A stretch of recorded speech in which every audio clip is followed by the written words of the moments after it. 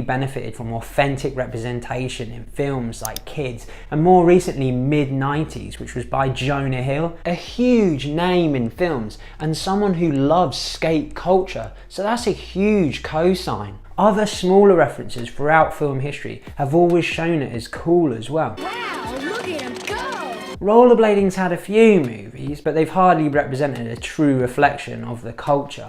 So am I a roller boy now? Not quite. Many celebs have bought into skateboarding, which obviously doesn't hurt their cause. But like Jonah, there were celebs who liked it before they became famous and have brought it along with them. And there's no better example than Tyler, the Creator, whose whole image seems to be a product of skateboarding. Hi, I really love you. I love you too. He added another level to skateboarding and broadened its appeal. If you bought into him, you were essentially buying into skate culture. And this was all without doing much skateboarding at all. Now, I'm not saying we sit around and wait for a Tyler-like character to come along and boost our culture. It might happen, but I think what is a more realistic route, one that's like horribly underutilized and overlooked, is YouTube. There seems to be a specific perception of rollerblading that hangs over it.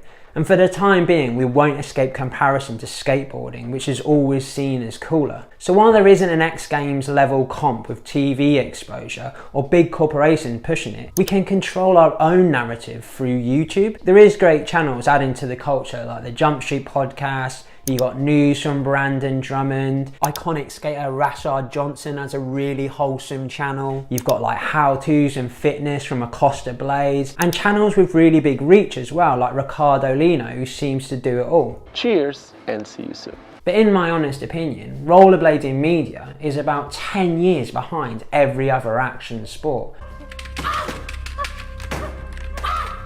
We have very little presence. There's a desperate need for more content that offers greater insight into lifestyle, culture, and the history of rollerblading. And as much as we need more channels, there should be a focus on quality over quantity. A channel that does really well in parkour is Stoller.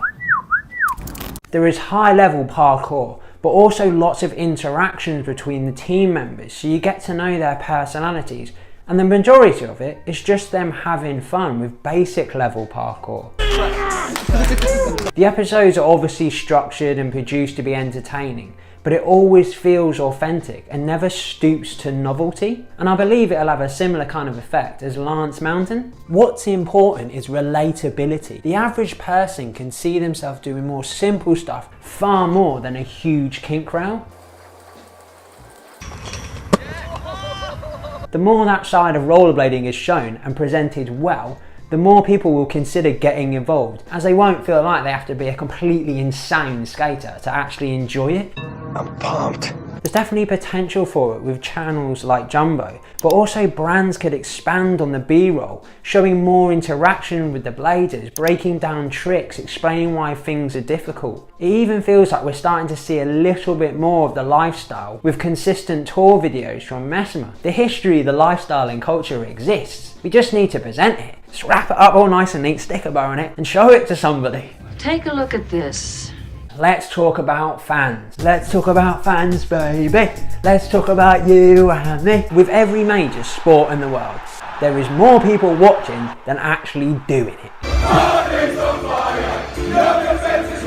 The previous points were all things that you don't necessarily have to skate to get involved with, like clothes, accessories, content. But what people really lose the plot for, what fans go mad for, is competition. We have and have had some really great ones in Winter Clash, Bitter Cold Showdown, The Hoedown, IMYTA, Fees, the Blading Cup, but they're not always that accessible unless you're already involved with rollerblading. Winter Clash had a great live stream which really took it up a level and is what we need more of, as did Bitter Cold, which had TV coverage in the past. The Fees is multidiscipline, so attracts a big audience, and then the Blading Cup is out in the open, so passers-by get to see it. Plus they offer a decent trade fair and other entertainment for people to get involved with, but it still feels like we're missing a few things. Now I could be dreaming here, but what we really need is a league like Street League. It's absolutely huge in skateboarding. There are calendar events, it's all associated together, and they have a grand winner at the end.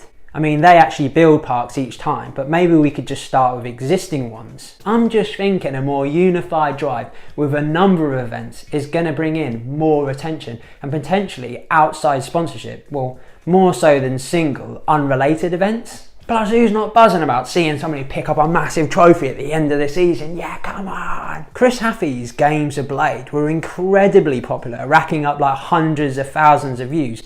People love direct competition with each other, so imagine an official Blade League. What do you get Brian Ergon and Game of Skateboard? I got nothing. There is a bit of animosity within rollerblading about it going mainstream. There's a fallacy big corporations will come in and ruin it all. But what are you doing right now in rollerblading that you couldn't continue to do if there was more money and a bigger audience? And when people say cool, it's cool that we're underground, I say fuck that. These are people risking their lives because they love it, which is rad. Good, I'm glad. But don't tell me good that we're underground, let's keep it that way. Those guys should be getting paid. People assume that small brands would die out. We've been through a bit of a rough ride, so we're fully aware of those who have stuck around and who are really about rollerblading. As much as big brands pose competition, it also brings in way more exposure, which then drips down to these core brands. People will question why I care so much and suggest that rollerblading's fine as it is. I mean, first of all, I love rollerblading, and second of all, we survive. We exist. We're like the Western lowland gorilla, mate. We're critically endangered, and I would love to see the people I've watched all my life get paid for what they do. For 99.9% of people, rollerblading is essentially a hobby and not a career. I'm not expecting it to jump back to 90s levels participation.